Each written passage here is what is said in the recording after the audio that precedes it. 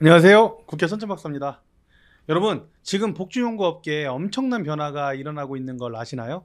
2008년 노인 장기요양보험 시행 이후에 처음으로 전국 복지연구 사업소의 20에서 30%가 문 닫을 위기에 처했습니다. 바로 장기요양기관 재지정 심사 때문인데요.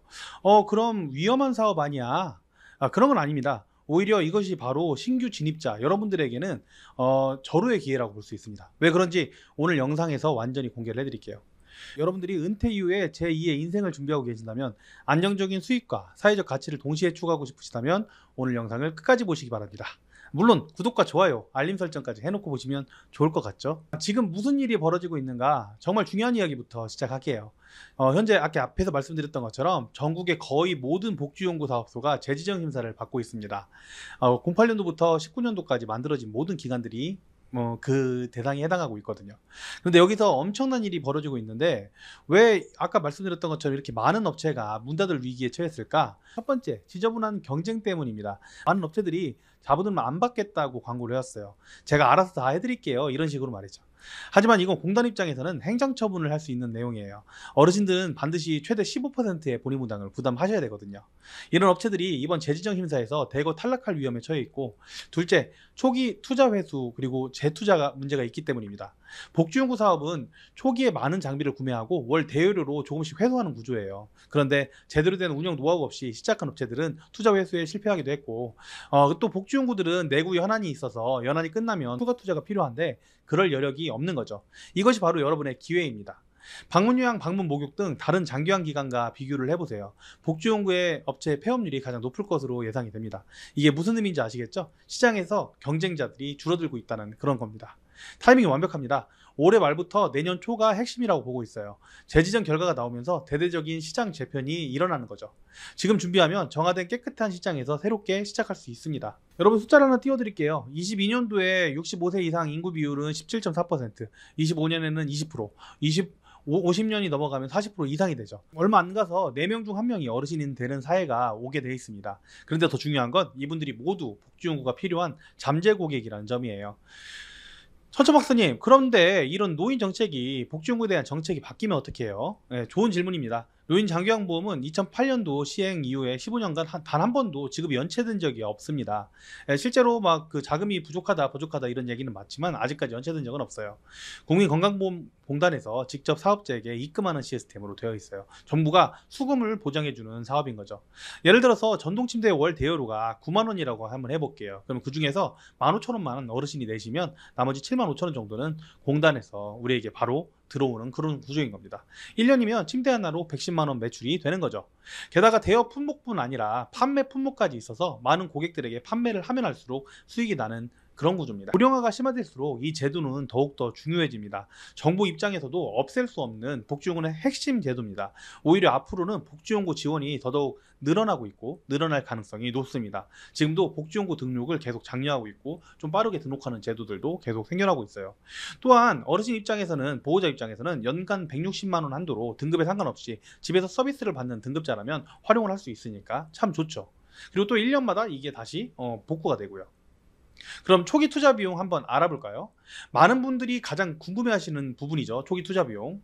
일단 그 초기 투자 비용 최소로 따졌을 때는 한 5천만 원 정도부터 시작할 수 있다고 말씀을 드릴게요. 제가 이걸 가장 간단하고 그러나 좀 자세하게 분석을 해드릴게요.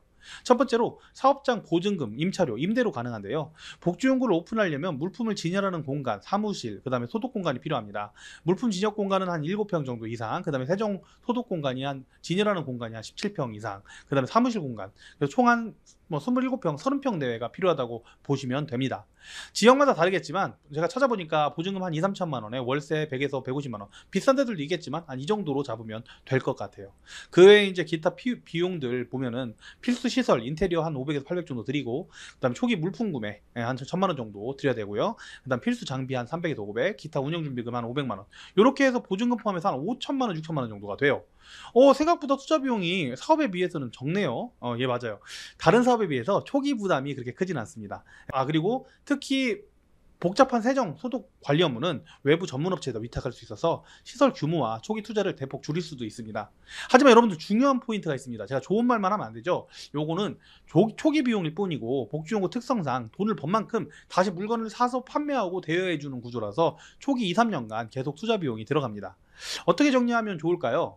물건을 사서 배당을 받는 구조, 즉시 연금을 넣어서 매월 연금을 받는 구조라고 생각을 하시면 돼요. 따라서 초기에 생활비가 부족하신 분들에게는 이 지속적인 재투자가 어려우면 투자를 시작하라고 딱 이야기하기가 쉽지 않겠죠.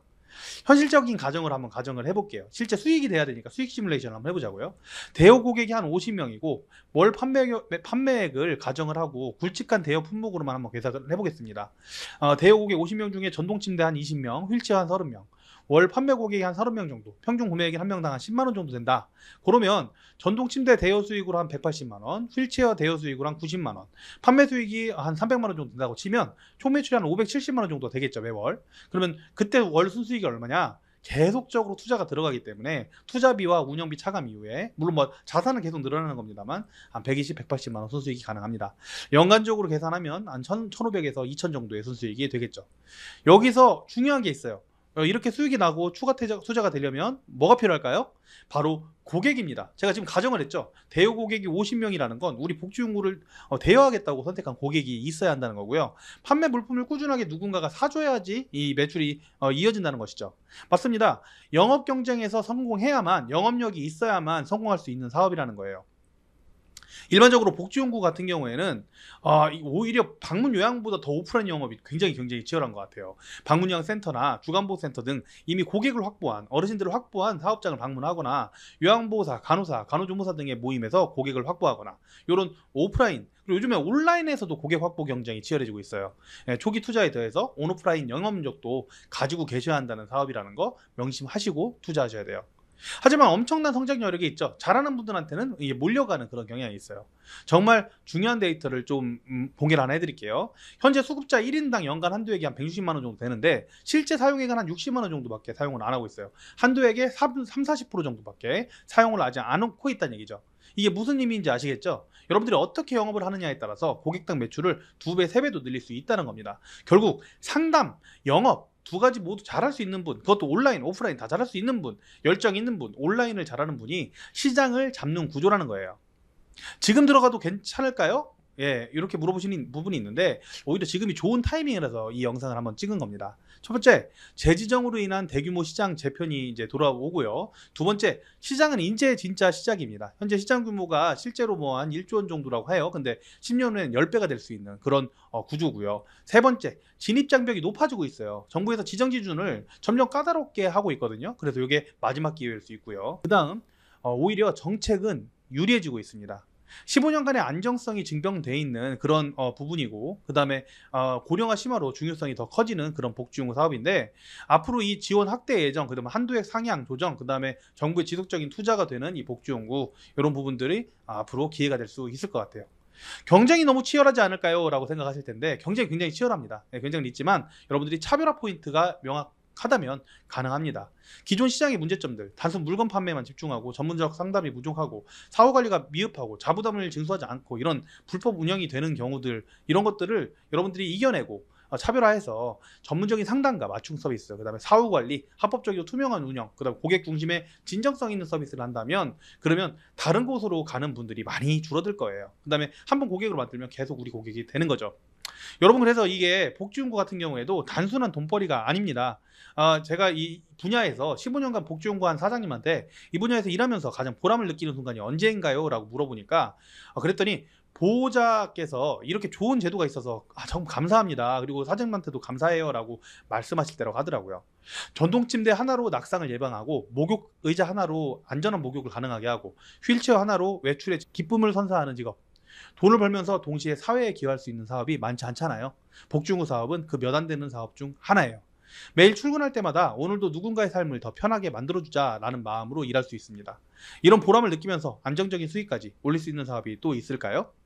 어쨌든 경쟁력이 있어야 되겠지만요. 앞에서 말씀드렸던 것처럼 영업력이 있다면 바로 시작해야 하는 이유 다시 정리 한번 해드리겠습니다. 첫 번째, 재지형 시장 재편. 두 번째, 고령화는 계속 심화되고 있다. 세 번째, 정부 제도니까 안정성이 보장되고 정부에서 지급하는 시스템으로 되어 있다라는 거. 네 번째, 경제적 가치, 그다음에 사회적 보람에 결합이 된다는 그런 구조라는 거. 이런 부분들을 여러분들한테 말씀드리고 싶었습니다. 물론 이 사업이라고 하는 부분들이 함부로 저 몇천만 원, 1억, 2억 이렇게 투자하는 건데 함부로 하시라고 딱 얘기는 못합니다. 그냥 이제 전체적으로 한 틀 정도만 이야기를 했고요. 오늘 영상을 끝까지 보신 분들에게만 특별한 기회를 드리겠습니다. 무료 1:1 맞춤형 서비스, 개인별 그 창업 가능, 그 다음에 시장 현황, 수익 시뮬레이션 이런 것들 한 30분 정도 이야기를 할 수 있게끔 천천박사 무료 상담 할 수 있게끔 제가 고정 댓글에다 남겨뒀어요. 그래서 이렇게 댓글 쓰시고 그 다음에 고정 댓글에다가 물어보셔가지고 한번 상담을 요청하시면 될 것 같아요. 마지막으로 가장 중요한 걸 말씀드릴게요. 다른 장기형 사업이나 마찬가지지만 복지연구도 진심으로 어르신을 도우려는 마음이 있어야지 제대로 운영이 되고 사업이 커질 수가 있어요. 기술이나 자본보다 중요한 게 진정성이에요. 어르신들도 보호자들도 다 느끼십니다. 진짜 도우시려는 마음인지 그냥 돈만 벌려는 마음인지 진심이 있다면 성공은 저절로 따라올 수 있는 것이라고 생각합니다. 여러분, 초고령화 시대는 선택이 아닌 현실입니다. 2025년 복지연구 업계 대전환기에 이 물결에 올라탈 것인가 뒤처질까, 이 부분은 여러분의 선택이라고 보고 있습니다. 예, 지금 바로 행동하시면 좋을 것 같아요. 그리고 구독과 좋아요, 댓글도 잘 남겨주시면 감사하겠습니다. 예, 그리고 제가 말씀드리는 내용 중에 혹시라도 잘못된 내용들이 있다 그럼 저는 지적 감사드립니다. 저는 국회의원 천천박사였습니다. 감사합니다.